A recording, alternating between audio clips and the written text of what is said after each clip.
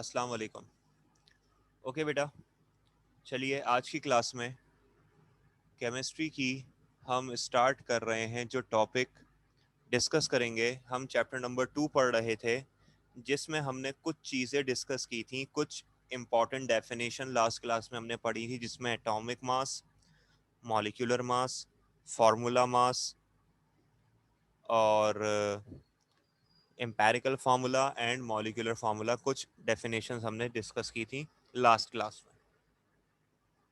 आज की क्लास में जो हमारा टॉपिक है दैट इज मोल। जो नेक्स्ट डेफिनेशन हम डिस्कस करने वाले हैं वो है मोल। इंपॉर्टेंट डेफिनेशन है और इससे रिलेटेड न्यूमेरिकल्स भी पेपर में आ चुके हैं कई दफा। तो बेटा, according to definition of mole, ये मोल है क्या? According to definition of mole we can say that the atomic mass, molecular mass and formula mass of a substance expressed in grams is called 1 mole substance। क्या मतलब हुआ इस बात का कि जब हम किसी भी सब्सटेंस के एटॉमिक मास को,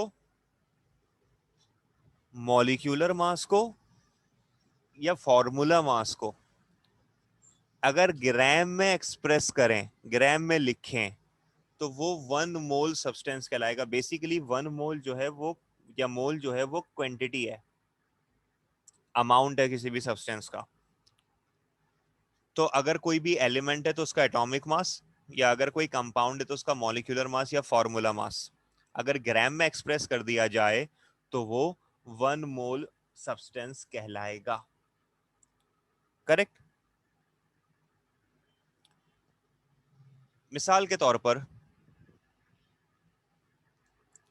अगर हम बात करते हैं इसके फॉर्मूला की, अगर मुझे नंबर ऑफ मोल्स फाइंड करने हैं तो वो फॉर्मूला क्या होता है हमारे पास नंबर ऑफ मोल्स मालूम करने का, कि नंबर ऑफ मोल्स बराबर होते हैं मास ऑफ सब्सटेंस, जो सब्सटेंस हमारे पास मौजूद है उसका मास, डिवाइडेड बाय एटॉमिक मास या मॉलिक्यूलर मास। अगर मैं किसी भी गिवन मास को किसी भी सब्सटेंस के अगर डिवाइड कर दूं उसके एटॉमिक मास पर, अगर वो एलिमेंट है तो, या उसके मॉलिक्यूलर मास पर अगर वो कंपाउंड है तो हमें क्या हासिल होगा? नंबर ऑफ मोल्स हासिल हो जाएंगे।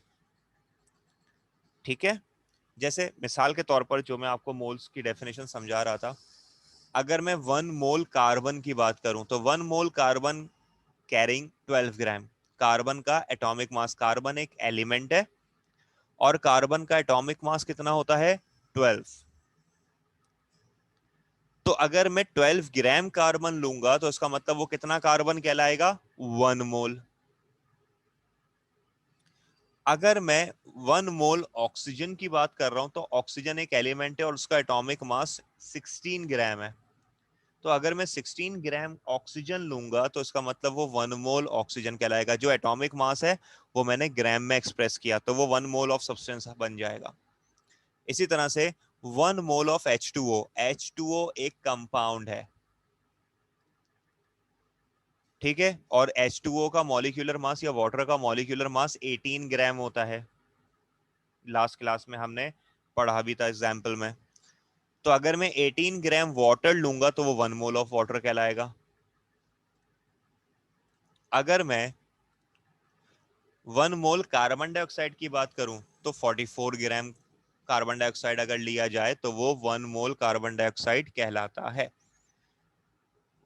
ये बात मेरी समझ में आ रही है? बेसिकली मोल जो है वो अमाउंट ऑफ सब्सटेंस को रिप्रेजेंट करता है। और ये मोल कैसे आएगा? किसी भी सब्सटेंस के एटॉमिक मास को, मॉलिक्यूलर मास को या फॉर्मूला मास को अगर ग्राम में एक्सप्रेस कर लिया जाए तो वो जो अमाउंट बनेगी, जितने ग्राम भी वो सब्सटेंस है, that is called 1 mole of substance. Is that clear?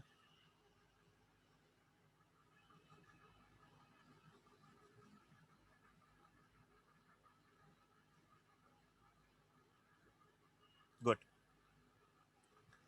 Then अब जैसे कि हम बात मोल में क्यों कर रहे हैं, हम ग्राम्स में भी तो कर सकते थे हमेशा, कि अगर मुझे अमाउंट ही लेनी है किसी भी सब्सटेंस की तो हम ग्राम में भी कंसीडर कर सकते हैं उसको। ये मोल का क्यों झंझट जो है वो हम यहाँ पर बेकार में डिस्कस कर रहे हैं। तो जब भी बेटा कोई केमिकल रिएक्शन करवाया जाता है, कोई सा भी केमिकल रिएक्शन हो, किसी भी केमिकल रिएक्शन को अटेम्प्ट करने के लिए जो अमाउंट ऑफ सब्सटेंस है वो हमेशा मोल में ही कंसिडर की जाती है कि वो सब्सटेंस आपने 1 मोल लेना है, 2 मोल लेना है, 3 मोल लेना है या हाफ मोल लेना है वगैरह वगैरह। तो जब भी कोई रिएक्शन करवाया जाता है तो उसमें वैल्यू को या सब्सटेंस को हमेशा मोल में मेजर करते हैं। और हमें पता होना चाहिए कि कोई भी सब्सटेंस मोल में अगर है तो वो सब्सटेंस का कितने ग्राम में लूंगा तो वो 1 मोल सब्सटेंस बनेगा। जैसे कि अगर मैं आपसे बोलूंगा कि रिएक्शन के दौरान मुझे 1 मोल कार्बन चाहिए, तो 1 मोल कार्बन के लिए कितना कार्बन लेना पड़ेगा मुझे? 12 ग्राम, क्योंकि 12 जो है एटॉमिक मास है कार्बन का। अगर मुझे 1 मोल ऑक्सीजन चाहिए किसी भी रिएक्शन में तो मुझे 16 ग्राम ऑक्सीजन लेना पड़ेगा। अगर मुझे 1 मोल H2O चाहिए किसी भी केमिकल रिएक्शन में तो मुझे 18 ग्राम H2O रिक्वायर्ड होगा। अगर मुझे 1 मोल कार्बन डाइऑक्साइड चाहिए किसी भी केमिकल रिएक्शन को परफॉर्म करवाने के लिए तो उसके लिए मुझे 44 ग्राम कार्बन डाइऑक्साइड चाहिए होगी। तो बेसिकली मोल जो है वो अमाउंट ऑफ सब्सटेंस को रिप्रेजेंट करता है, जो कि कैसे हासिल की जाती है?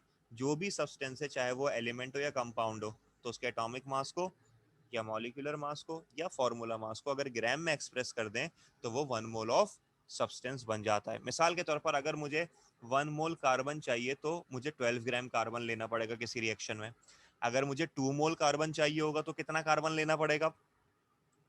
अगर 1 मोल कार्बन 12 ग्राम के बराबर है तो 2 मोल कार्बन कितने ग्राम्स लेना पड़ेगा? Obviously 24 grams. अगर मुझे हाफ मोल कार्बन लेना पड़े, आधा मोल कार्बन चाहिए रिएक्शन के लिए, तो मुझे कितना कार्बन लेना पड़ेगा? Obviously 6 grams. ये बात मेरी समझ में आ रही है सबको अच्छे तरीके से?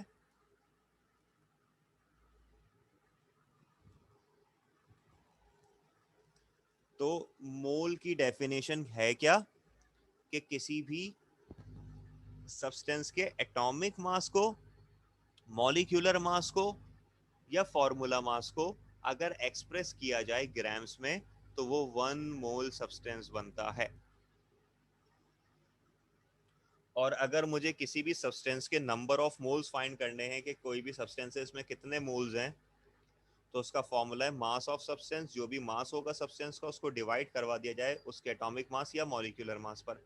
डिपेंड करता है, अगर वो एलिमेंट है तो उसका एटॉमिक मास होगा ऑब्वियसली, और अगर वो कंपाउंड है तो उसका मॉलिक्यूलर मास या फॉर्मूला मास होगा। तो अगर मैं मास को, जो भी मास हमारे पास मौजूद है सब्सटेंस का, उसको डिवाइड करवा दूं उसके एटॉमिक मास या मॉलिक्यूलर मास से,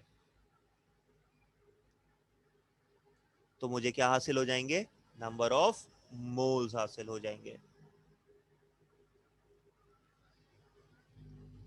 सबको ये बात क्लियर हो गई अच्छे तरीके से? मोल क्या होता है, मोल किस तरह से फाइंड किया जाता है और उसकी एग्जांपल्स क्या क्या हैं?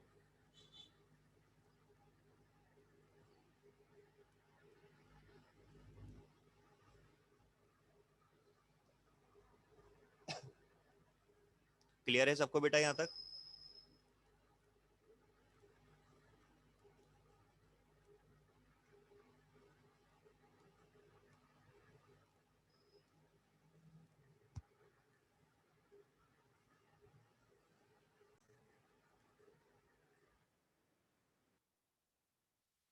चलिए बेटा, तो अब ये जो हमने मोल का जो formula, number of moles find करने का जो फॉर्मूला डिस्कस किया, इसको याद रखना है।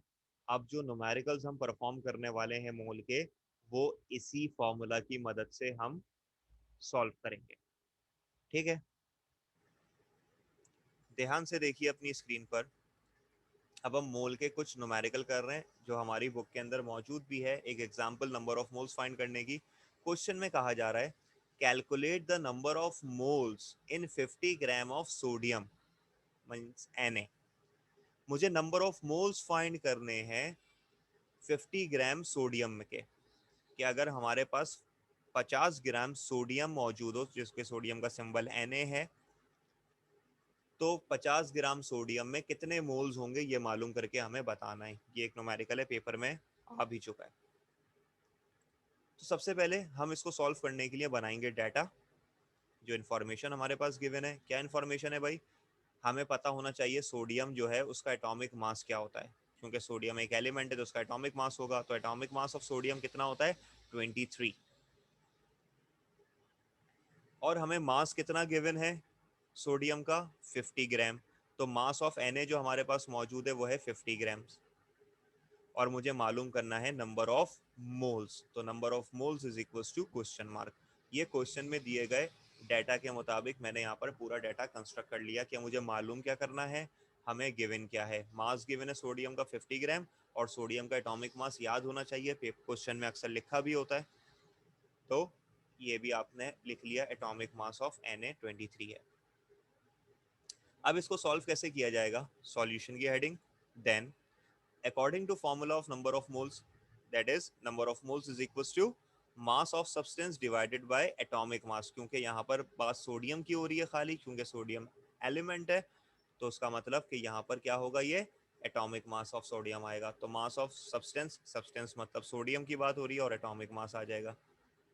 ठीक है, अब वैल्यू देखें, number of moles as it is mass of substance, मतलब मास ऑफ सोडियम कितना गिवन है हमें? 50। तो मास ऑफ सब्सटेंस की जगह पर आ गया 50 डिवाइडेड बाय एटॉमिक मास, और एटॉमिक मास ऑफ सोडियम कितना है हमारे पास? 23। तो जब मैं 50 को डिवाइड करूंगा 23 से तो हमारे पास आ जाएगा 2.17। तो नंबर ऑफ मोल्स हमें हासिल हो गए कितने? 2.17 मोल्स। तो हम कह सकते हैं कि 50 ग्राम सोडियम अगर कंसिडर किया जाएगा तो 50 ग्राम सोडियम में कितने मोल्स होंगे? 2.17 मोल्स होंगे। ये बात क्लियर हो गई है सबको?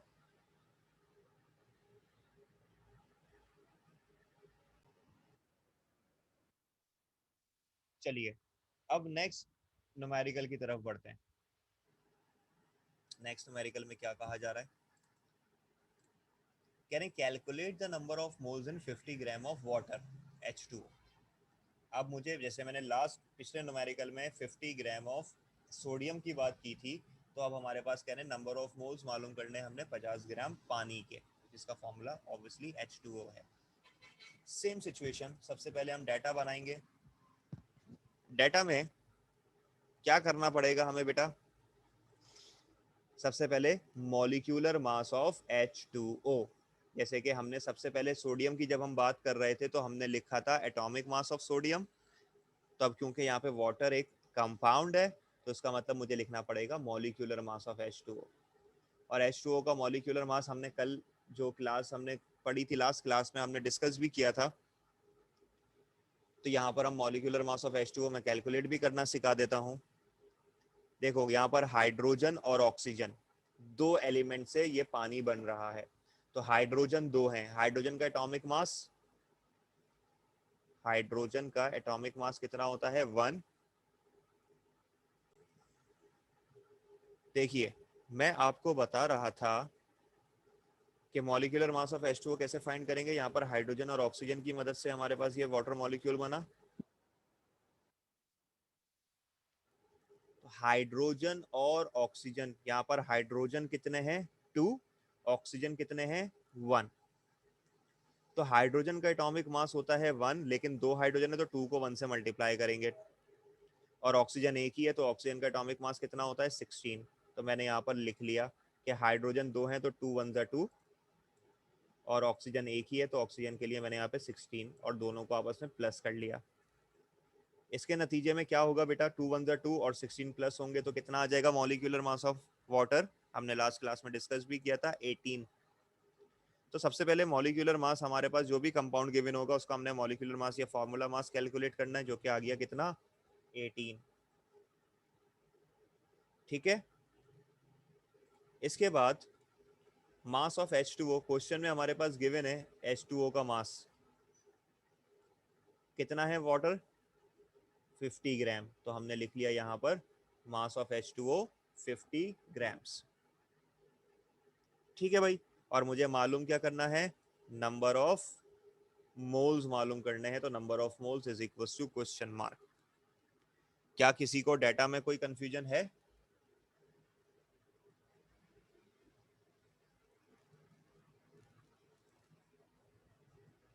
गुड।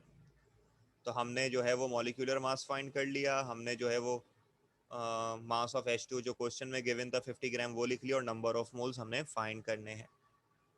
सो अब दोबारा से सॉल्यूशन अटेम्प्ट करेंगे हम. According to formula of number of moles हम पढ़कर आ चुके हैं कि नंबर ऑफ मोल्स बराबर किसके होते हैं, मास of substance divided by molecular mass.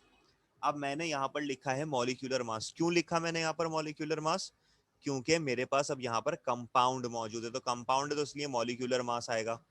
जब हम सोडियम का न्यूमेरिकल अटेम्प्ट कर रहे थे इससे पहले वाला, तो उसमें हमने हमारे पास सोडियम था. सोडियम एक एलिमेंट है तो उसके लिए मैंने एटॉमिक मास लिखा था. तो अगर एलिमेंट है तो एटॉमिक मास लिखना है आपने, और अगर कंपाउंड है तो मॉलिक्यूलर मास या फॉर्मूला मास लिखना है. ये बात समझ आ गई मेरी?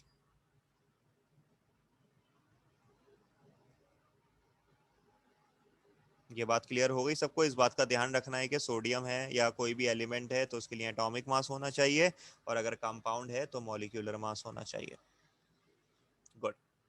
अब यहाँ पर देखिए नंबर ऑफ मोल्स में मास ऑफ सब्सटेंस और मॉलिक्यूलर मास चाहिए मुझे. तो इसका मतलब मास ऑफ सब्सटेंस मतलब मास ऑफ H2O कितना है हमारा, 50 ग्राम. तो वैल्यू आ गई 50. और मॉलिक्यूलर मास कितना है हमारा वाटर का, 18. तो डिवाइड में आ गया 18. जब मैं 50 को डिवाइड करूंगा 18 से, देन वैल्यू आ जाएगी मेरे पास नंबर ऑफ मोल्स की 2.77 मोल्स. तो यहाँ पर हमें पता चल गया कि 50 ग्राम वाटर में कितने मोल्स होंगे, 2.77 मोल्स पाए जाएंगे.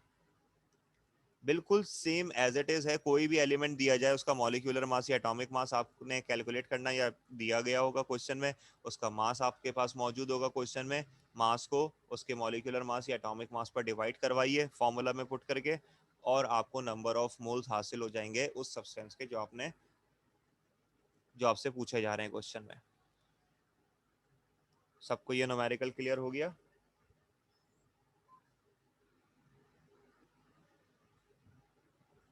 क्या सबको ये टॉपिक जो आज मोल का मैंने डिस्कस किया है ये क्लियर है?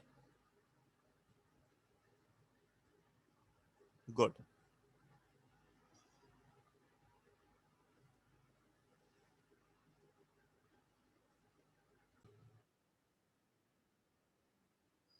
ओके, तो चलिए आज की क्लास में यहीं तक रखते हैं हम.